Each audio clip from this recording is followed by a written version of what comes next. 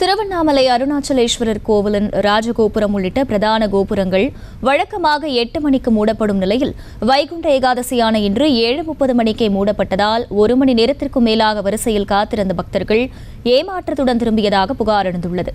கூடுதல் விவரங்களை செய்தியாளர் சசிகுமார் வழங்க கேட்கலாம். சசிகுமார், வணக்கம். இதற்கு கோவில் நிர்வாகம் தரப்பில் விளக்கம் ஏதேனும் அளிக்கப்பட்டிருக்கா? முழு விவரங்கள் என்ன? வணக்கம் அகிலா. திருவண்ணாமலை அருணாச்சலேஸ்வரர் திருக்கோவிலுக்கு வரக்கூடிய பக்தர்களின் எண்ணிக்கை நாளுக்கு நாள் அதிகரித்து வருகிறது.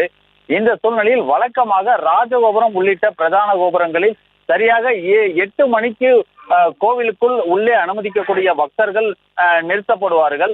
இந்த சூழ்நிலையில் இன்று 7:30 மணிக்கெல்லாம் பக்தர்கள் ராஜகோபுரத்திற்கு உள்ளே சாமி தரிசனம் செய்வதற்கு அனுமதியானது மறுக்கப்பட்டது.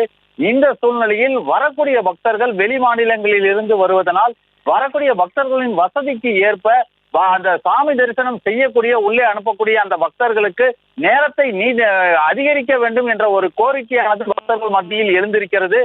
இது தமிழகத்தில் இருந்து வரக்கூடிய பக்தர்களும் இதே கோரிக்கையை வலியுறுத்தி இருக்கின்றனர். அகிலா, செய்திகளை உடனுக்குடனும் துல்லியமாகவும் தெரிந்து கொள்ள சப்ஸ்கிரைப் பண்ணுங்க.